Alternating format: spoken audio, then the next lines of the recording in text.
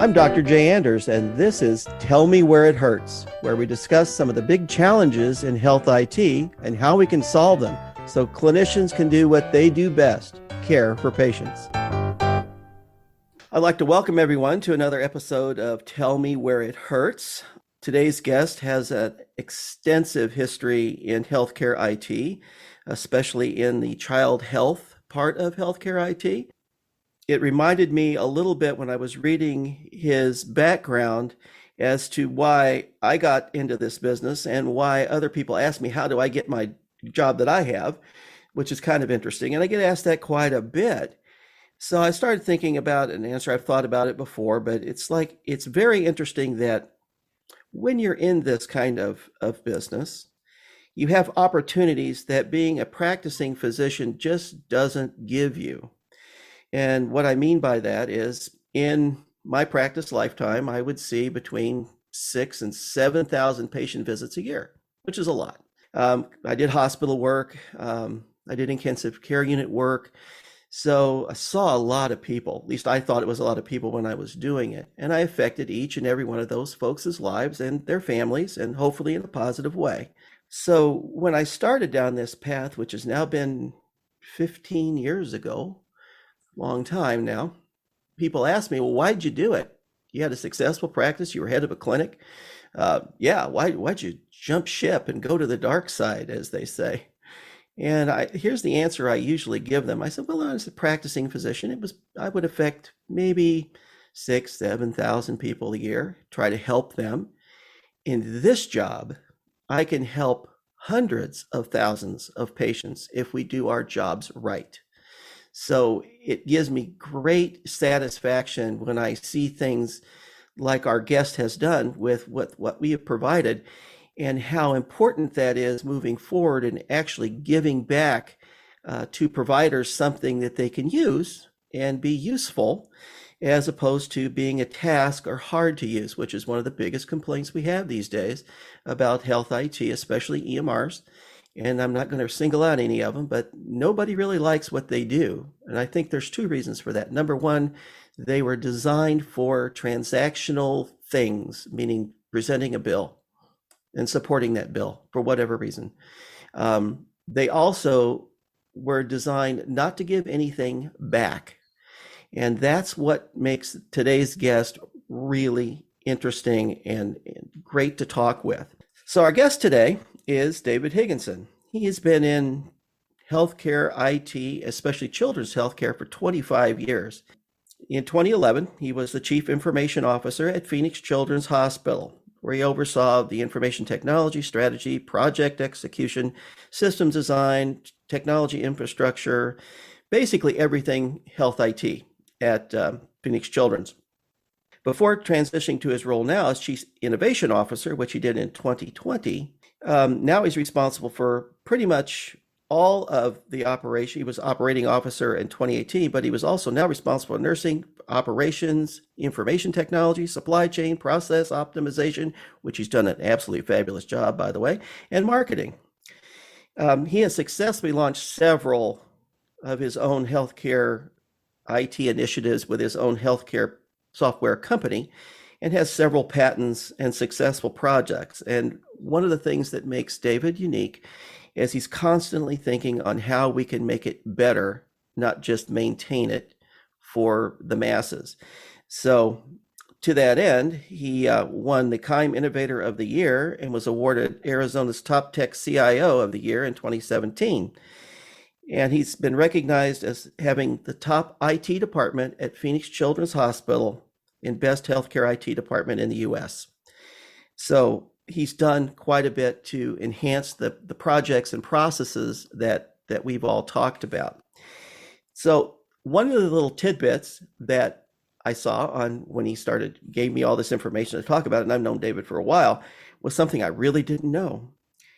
He did systems work for MIT, Massachusetts Institute of Technology, and the Royal Mail, which I found fascinating.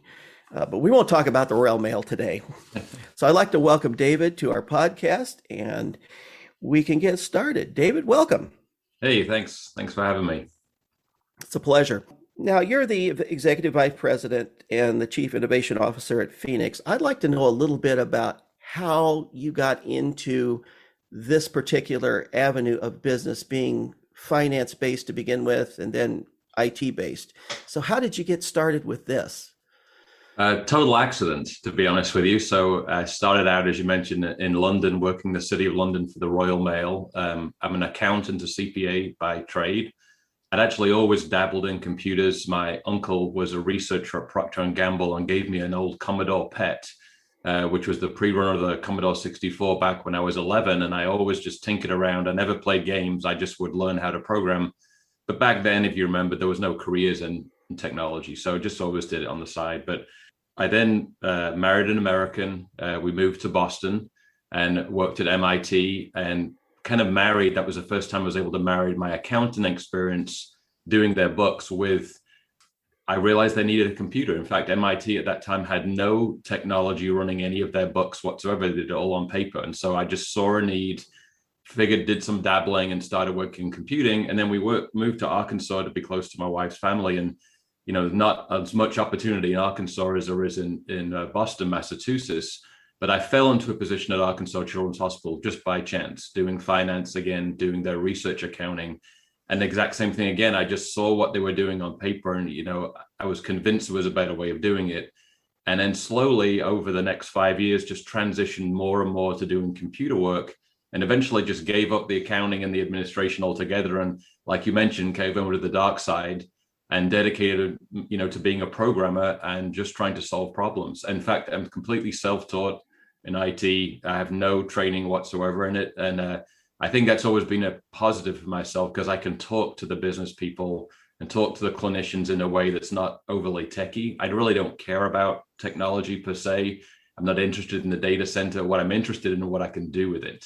And so that's what I've really tried to focus my career on, is whatever industry I've been in is how can I make it better using technology, not just technology for that sake. And I'll give you one little fact that you may not know is I actually am very faint-hearted. So whenever I can't actually go into a patient room most of the time because I'll pass out with a side of blood. So it's taken me a long time to be able to actually enter a patient's room. But so healthcare is kind of the last thing I probably should be working in. But it is so varied. One of the last things I'll tell you is, especially the Children's Hospital, it's a full ecosystem of businesses. It's not just healthcare. We have a school, we have a security department, a cafeteria, lots and lots of mini businesses all operating inside the hospital. And so it's a playground for process improvement. There isn't a single thing that you can't have a crack at. It's not just one business. So it's just been a fascinating journey, and I'm still learning every single day.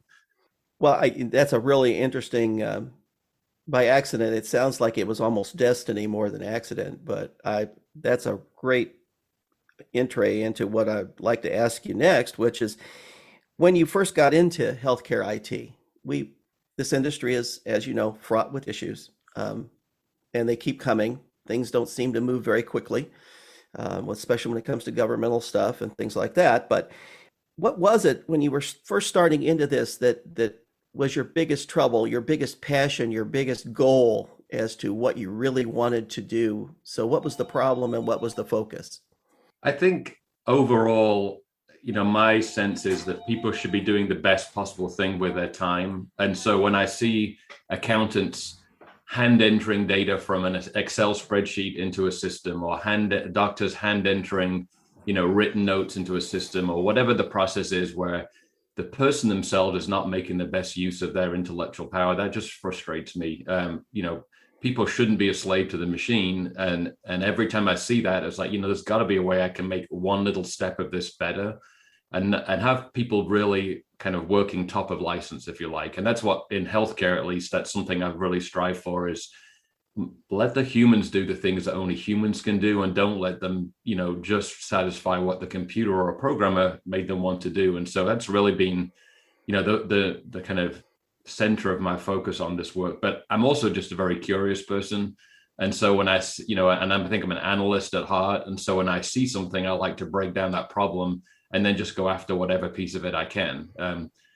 And oftentimes people don't understand me at first. I'm probably maybe just like you. I have an idea. It's very hard for me to explain what my mind's thinking. And it takes me a long time. And I've learned I have to be persistent in explaining it, because often the first two or three times, people don't know what I'm talking about and look at me like I'm completely crazy. But luckily, my partner at Phoenix, Dr. Vinay Vaidya, we kind of both are on the same wavelength. So at least I have a colleague there who can somewhat understand what I'm thinking. So, but yes, it's all about just trying to make those little things better. That's what I try and do. So when you think about your 25 years in the healthcare IT business, obviously there were issues that were there when you first started. What issues do you see are still present after that length of time? Yeah, I think you mentioned it a little earlier, and it's something that's very important to me, is I think we are still very much focused on the task of entering in information. And many places, I think we're starting to turn the corner, but many places have lost sight of what the value proposition was of an EMR, for example. It wasn't just a better way to do bookkeeping. It shouldn't be a way just to type more things in. So we have it, instead of on paper, it's now electronic. So it's easier to file a bill or all those things.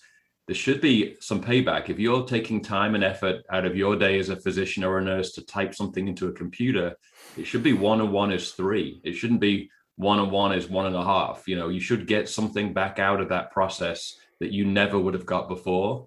Otherwise, what's the point? You could spend your time much better doing other things. And so that's the frustrating thing with me, is I see so many systems still focused on data keying and just doing bookkeeping.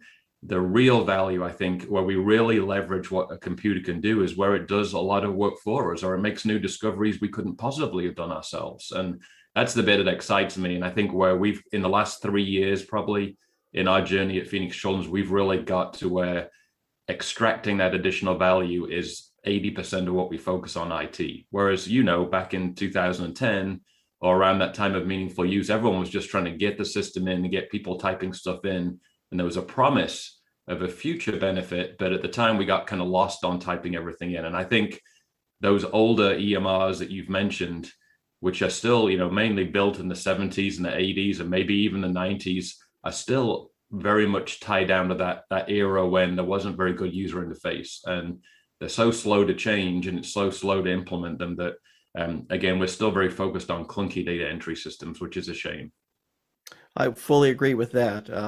It's interesting, when I went to medical school, I didn't go to medical school to write a note or put in data in a machine. I went to medical school to treat patients. So it's interesting now that paradigm is still there, and we're still fighting with the fact that it doesn't give anything back, or really doesn't help us do what we have to do as a clinician. So I fully agree with, we got to work on those issues about making it a tool, not a task. Now, Phoenix Children's and Medicomp has been together now for several years. It's amazing now. I thought, my gosh, it's been that long. So I'm a little curious with our relationship, what first drew you to Quip and Medicomp and what we do to help the system that you already had? Yeah, it was somewhat of a strange path, really. We just decided to implement one EMR across all of our businesses. And so we'd had the big traditional bake-off between Cerner, Epic, and Allscripts at the time. We were already in Allscripts shop. We've selected Allscripts to move forward, and we were getting ready to roll out the ambulatory EMR for the very first time. It was all paper, and this was about 2011. And we really took a long, hard look at the documentation systems in not just Allscripts, but Epic and Cerner at the time. And when we were thinking about the outpatient space, where the number one job was to make that clinic note be really quick and effective and useful, we just look at those traditional systems, and they just didn't seem like they were going to cut it. It just didn't seem like we were ever going to get to the point where you get something more out of the system than you put into it. It was just a clunky documentation system. And I can remember my colleague said to me, why would I ever move off dictation? And then what people have done is they're like, oh, well, let's use Dragon or Nuance. And really all we've done is we've made electronic, different type of dictation, right? So we're just using Dragon and Nuance to put it into one big text box. And we said, that's not good enough either. And so we started just like thinking about that concept. We were at HIMSS one time walking around the show, and myself and Dr. Vaidya saw Medicomp. We'd never heard of the company, and really stopped and looked at that booth. that you had, and it struck us. It took us about 24 hours to really let it sink in, but you know what, there was a better way to do documentation, and this idea of a single unified set of terms which would kind of cross all documents, that really struck us. And we really, when you understand that when you have a smoking checkbox on one documentation and a smoking checkbox on another one, and they don't talk to each other, that makes no sense at all. And so what we saw is that the Metacomp product had fundamentally solved that. We saw a modern interface too, which could be a lot more minimalistic and compressed, but I think it was really that standard data architecture that drew it to us. But I'll never forget when we were presenting this to our IT governance committee, including the CEO, Vinay and I looked at each other and said, we're actually proposing to replace the core part of the EMR we just bought with a different person's product. Who takes the documentation system from an EMR and does something different right when they've just selected it? They're going to think we're absolutely crazy. But fortunately, our CEO is very, very forward-looking, understood what we were talking about, why we were doing it, and we got the full support of the organization. And frankly, from there, never looked back. We did work very hard to make the product fully integrated into the EMR, so that honestly, the physician would not know that we weren't using Allscripts' documentation solution. So it's not like they pop out into a different system. It's all completely integrated. It looks like it's part of the product, but it was a little scary at the time. But I think we were so drawn to this idea that this unified data set, didn't matter who filled in the note, what disease state, it was all going to coalesce down to the same, 500,000 terms. It made sense to us. Given that dictation comment, which of course that's how I grew up, was dictating notes or handwriting notes, mostly dictating. There's all the industry buzz right now with natural language processing and machine learning and all of that, as opposed to using templates or even dynamic templates. I'd like your opinion on that. Where do you think that part of the world in IT is going? And when do you think it'll actually be successful? Yeah, I've talked about this a lot. I think it's all about self-driving cars. So I do think, the next fundamental, EMRs tend to go through a 10 to 15 year cycle, is my observation. It was Meditech to begin with, then it was Cerner, then it was Epic, and then it's going to be something else at some point, and that's always we go through these cycles. But to me, the next major iteration for EMRs has to be about the input process, right? The data processing side is going to happen by itself. That's after the fact. That can be done later. But the real problem today is we are chained to a keyboard and a mouse, which at this point is 40-year-old technology. And in many of our consumer lives, we're moving much more to a voice-driven, a smart voice-driven way of doing things. But it's still fairly simplistic, because obviously understanding a natural flow of an exam visit is really hard to tease out those details. But when you see people with scribes, what I think about a scribe is that's somebody listening in with some medical knowledge, listening to what the doctor's saying in real time, or the patient, and then transcribing it into the right boxes. What we need is an automated scribe. If we can get to automated scribes and microphones in the room so it's listening, that I think is the next big change that will fundamentally change the input methodology. Once we can get there, I think that is definitely the way to go. Then, just like you mentioned, Jay, you can carry on doing medicine the way that you were. It's very natural to you. You walk into a room, you talk to a patient. Maybe you have to give it some cues in terms of telling it's an order or a prescription, but fundamentally, you should be able to have that conversation. And the recording, the data entry, should just happen in the background. Maybe a little oversight at the end just to make sure everything's right. But really, again, like a self-driving car, you don't want to have your hands on the wheels all the time, looking around. You just want to be able to sit there and let the car do its thing. And that's what you should be able to do, is sit there, have your conversation with the patient, verbalize what you found, what you understood, and have the recording and the actions happen automatically. So when do I think that's going to happen? A little like self-driving cars. Someone told me 2 years ago it was happening this year. I think it's going to be at least 5 to 10 years, but I do think it's the next revolution. And I think that will drive the next iteration of EMRs. And who knows what we'll be like in 10 years. I think all these screens that we've had for years and all these mouse-driven things will slowly start to evaporate. The one other comment I'd make on that is, EMRs to me are a little bit like a Windows operating system. There are 15 to 20 years of development in some of those systems. You don't just make a new one overnight that completely changes the industry. And I think that's why we've seen even things like Athena Health, which is probably one of the most modern EMRs. It just hasn't matured yet into an acute hospital setting. And so it is really, really expensive and time consuming and slow to build an EMR that is all inclusive, like an Epic, Cerner, Allscripts, because it just takes a long, long time and a lot of investment. So it's going to take us a while to get there. But I think voice is definitely the future. I'm convinced of it.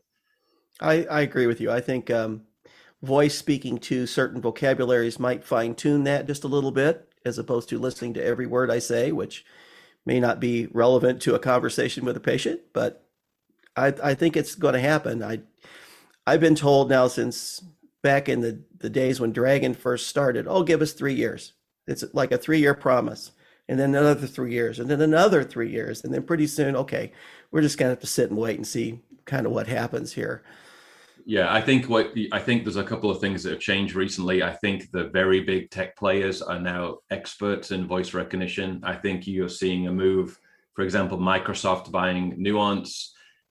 Being a very interesting development is Microsoft's got a significant amount of horsepower and technology to bring to bear on that market. And so again, we can all look at the crystal ball, but I think that the big players are still extremely interested in this market. And I think if, Amazon, Microsoft, Google doesn't end up being the future of this, I will be surprised, because I think they do have the horsepower to bring to the very complicated technology challenge. They may not have the healthcare knowledge, but they definitely have the technology challenge they can overcome with voice. So I'm again, maybe mistaken, but still quite confident those players are very interested, and especially when you talk about an Amazon who has lots of downstream impacts around pharmacy and other products that they sell. This seems like it would fit quite well to them. I certainly agree. They do have the horsepower to make it happen if it can happen, which I think it will. It's just a matter of time, money, effort, and focus. Yep. So when you implemented our system, you got some very interesting results quickly, which was fascinating. So I'd like you to describe for our listeners, what was that process like? So as you went through and you started to integrate this new documentation system within Allscripts, what was your plan? How did it roll out? What were some of the pitfalls? What were some of the successes? Mostly it was successes from what I've been a part of. So I'd like you to tell that story just a little bit. Yeah. We had to roll out the EMR like any other traditional EMR rollout. We did it with just 6 people, not the army of 50 or 60 analysts that the other EMRs are done on. And so a much smaller role. But what we realized is, like I mentioned before, the documentation template is likely the most important part of the process if you're convincing physicians to go from paper to electronic. We realized that the rest of the EMR, it was pretty much the same across all the different vendors. Entering orders is entering orders for the most part. Nobody likes it particularly, but it's just one of those things you have to get used to. So we didn't focus so much on that part of the process. We really decided the templates had to be the kind of the shining star that led people, to really adopt and thrive in the EMR. We also realized, honestly, that different physicians and different divisions would adopt it differently. We wouldn't get success from everybody. And so we looked very early on for those kind of leading edge people, the kind of early adopters that would really take the product and really make use of it. And we wouldn't have any preconceived notions where those people were. But Vinay and I kind of work on this adoption curve. As you get 25% right away, you get the big bulbous of people a lot later on, then you've always got the laggards who never come along. So we look for our early adopters who are ready and willing to really not just like take their paper document and convert it to an electronic version, which is how most people approach this, but people are really willing to change their practice right off the bat, because that's where we thought we would demonstrate value. And if we could have 1 or 2 shining examples, we knew the masses would kind of glom onto that. So we took about maybe a year and a half to build all the templates out in our 70 different specialties. But probably half of those we didn't put a whole lot of effort into. We just converted what they had on paper for the most part with whatever changes they suggested. But there was a handful where they really wanted to partner. And so we worked with them very quickly to say, here's an iteration of the documentation. But most importantly, this is what you're going to do with it once you've entered it. So let's show you what the promise is. The promise is we've got all this new data that we can now show you. So when you go to treat your patients, you can start to treat them in a different way. And I think, Jay, in rheumatology was ended up being our shining star. And the division chief and a couple of his colleagues there immediately understood what the potential was. So we built an initial template, just copied their paper, they used it, and then quickly showed them what we thought, hey, make this change and this is what you'll get out of it. This is the data reporting we can do out of this, and this is how it's going to change your practice. And so our CMIO started this process of meeting with that group every Friday afternoon to review everything they'd done that week and literally in real time revise the documentation to produce better data. And very quickly, we transitioned to a model with them where they start the day at 7 a.m. They use our Power BI dashboards, which is all data coming primarily from Quip and the EMR, and they plan their day with all their patients coming in. And they go so far as to say, you know what, this patient we can all see is very well managed over time because of all the chronological data we've collected. Let's have an NP or a PA meet with that patient because we think they're managed, they need some maintenance, they need their meds reviewed, but we don't need to have our division chief, for example, meet with that patient. Let's find the hardest patient or the patient that's least well managed, and we'll focus on that one. And so that's the transition that's happened with that group. And that then spread to other areas where the documentation was less about building a note to fax to someone. It was about collecting a longitudinal record so we could really analyze and provide care coordination for that patient population. And that's the paradigm shift for us now. We've really let the documentation drive care coordination. So it's not just every episodic visit, it's everything that happens along the way. And we've moved one step further, which is now to do two things. So we have what we call patient-facing Quip, which is where the patients are actually doing documentation at home on their mobile phone using a version of Quip, which feeds back in. So we have, every week, every day, every month, that patient is providing more input while they're not being treated at the hospital that feeds the data monster, if you like. So what that kind of transition from let's just take our paper forms and make them electronic to let's take our form and actually make it do something for us in terms of helping us treat that patient population. That's the journey we went on. It took us about a year for rheumatology, and then we have about 60 different divisions that have all joined that journey. They're all at different levels of maturation, but that's the big payoff for us. That's what we always wanted. How are the providers? What's the feedback from them regarding this giving back? Basically, is what I talked about. Let the EMR give you something to actually help you do your work every day with your patients.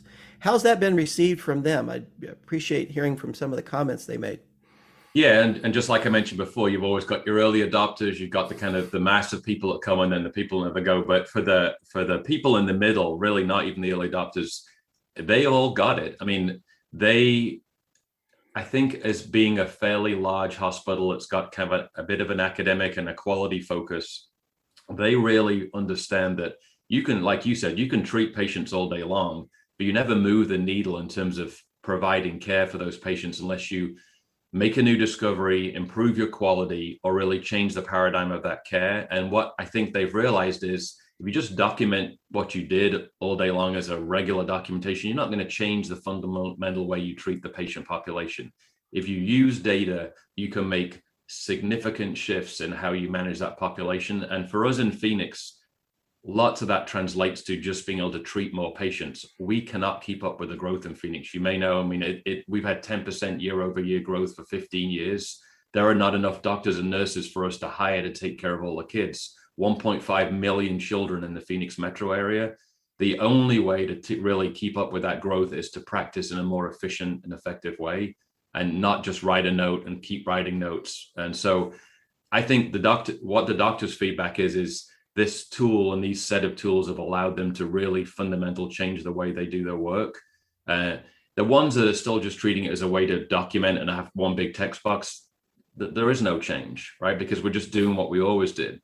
But it's really those people, and there's lots of comments about, the fact that they can now effectively manage twice the population. And not only that, but get a better outcome and be much more aware of where all the patients are.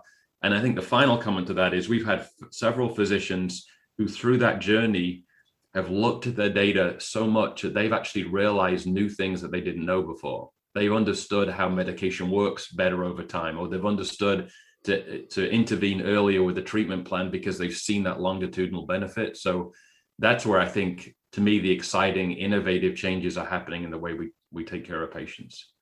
I've had the privilege of seeing a lot of your dashboards and what they're doing and how they track patients. And I would have given my left arm in practice if I had anything like that back in the old days. I'll say that because I am getting that way.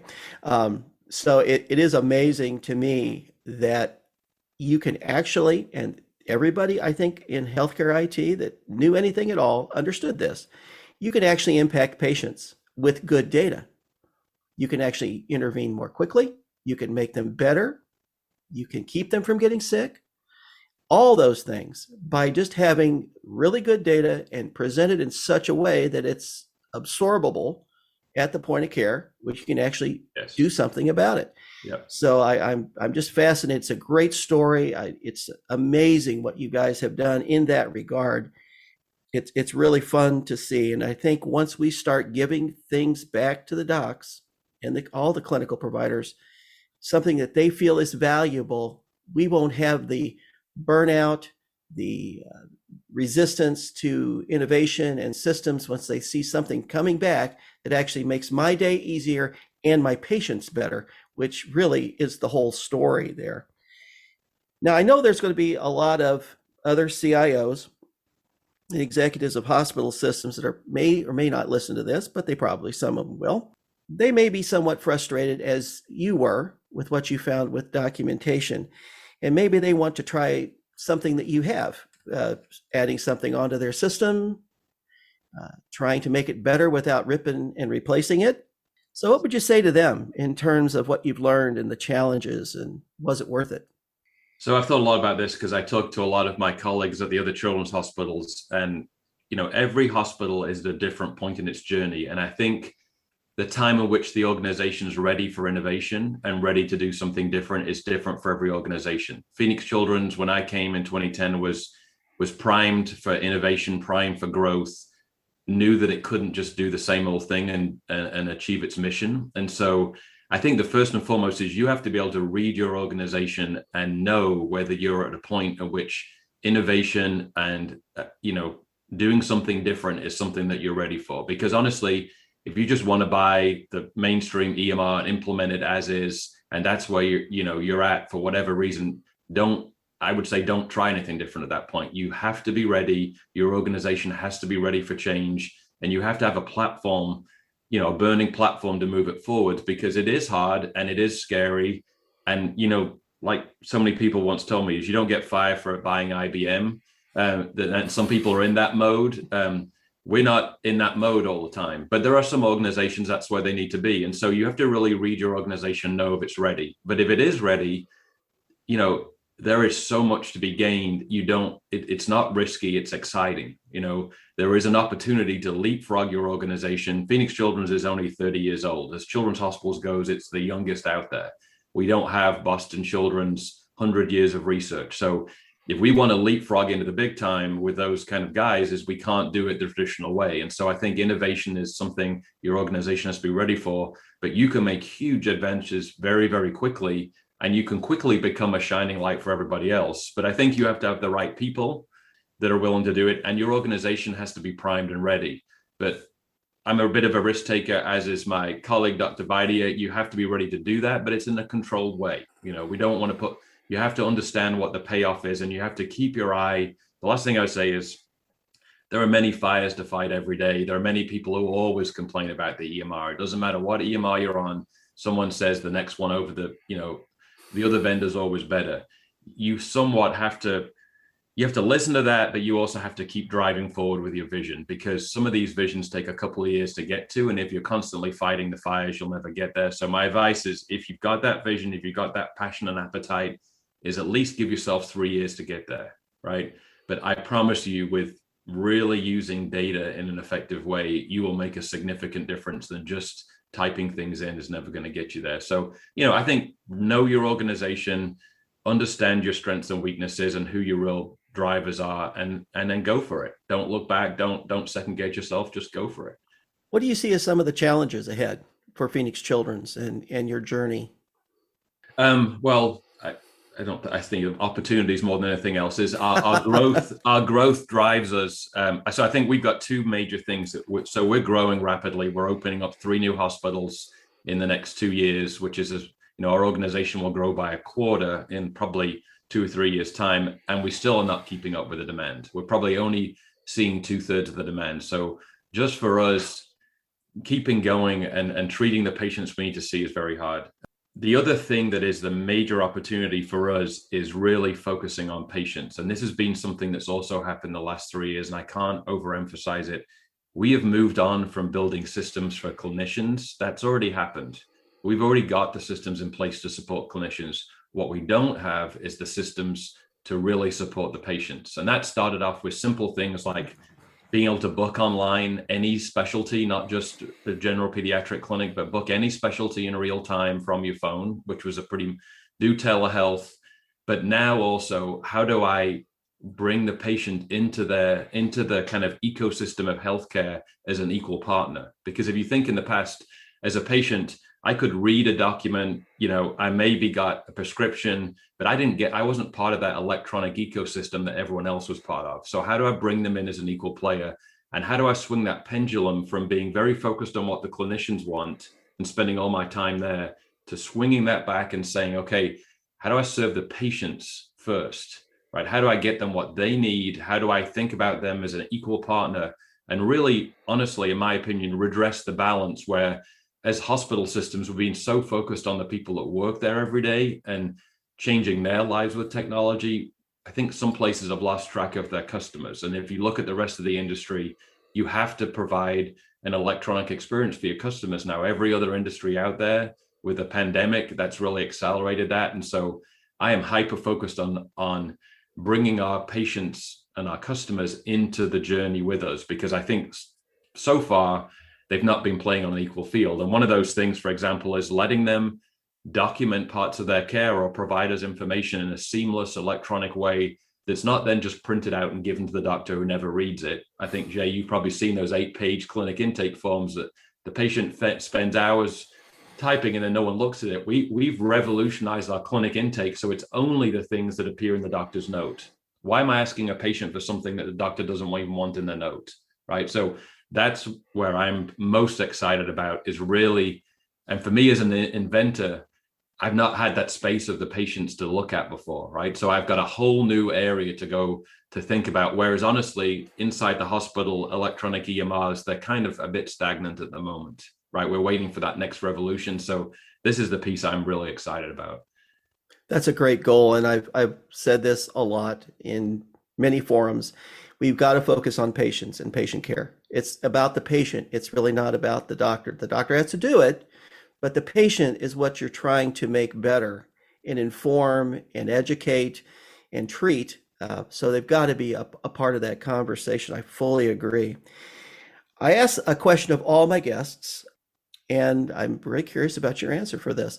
If you had a magic wand and you could wave it and change anything in health IT, what would it be? I think what I would do is somehow stop the focus on the technology itself. I would say 75% of the people that work in healthcare IT or are attracted to it are so interested in the technology for technology's sake, and they lose track of it's all about the outcome. So if I could wave a magic wand, I would educate every new IT person coming out of school. It's not about the programming language. It's not about the vendor name on the disk drive. It is about what you're going to do with that technology. And if you don't do anything with it, it's all for nothing. I often tell my programming team, it's great you spent 6 months on this and you think it's the most elegant code in the world. It makes no difference if somebody isn't going to use it. And so that's the magic wand in healthcare IT, is like hyper focused on the outcome for non-technical users and stop worrying about the vendor or keeping up with the Joneses on which new laptop or which new disk drive or anything. That I think is a detriment. And it actually keeps us out of being relevant to the rest of the organization, because we're often put in the box of these technical geeks that can just speak a different language. We have to speak the language of the organization that we serve. What a fabulous answer. I knew you'd have a good one, and that is a very, very good one. If someone wants to get a hold of you and talk more about what you did, how can they do that? Well, you can LinkedIn message me. I'm on there. I don't use social media a lot. I try to stay away from it, but you can LinkedIn message me, or you can just email me at the hospital. That's absolutely the best way, so that you can look up online what my email is. But I'm happy to do that. And then if there are specific things, we often have people come to our organization, Jay. We have probably people once a month coming from different hospitals or different vendors to see what we've done with Metacomp and our data lake. So we're more than flattered to do that. And what we'd love to do in those situations is learn from someone else. So there is always something. I always learn something by talking to someone else about what they've done. So I'm very interested in, and often I'll tell you, the things I'm most fascinated on is what something didn't work, right? The things that worked, they'll be written up and we'll learn about those. But I'm fascinated by the things that didn't work that people were passionate about, because there's probably a nugget of something in there that we can reuse or really think about. So if you've got a story to share with me about something you were passionate about that you couldn't get done, I love to hear about that, because those things are fascinating to me, to learn how to do it better the next time. David, as always, it's been a pleasure. Thank you for being on the podcast today. And I look forward to speaking to you a lot in the future. Yeah, thanks, Jay. Had a great time. That's all for today. Thanks for listening to Tell Me Where It Hurts. Tune in to Healthcare Now Radio and Podcast Network each month for the latest episode. To learn more about Metacomp systems, visit our website at www.metacomp.com. You can also follow us on Twitter at MetacompSys or myself at MetacompDoc, or check out the show notes for links. See you next time.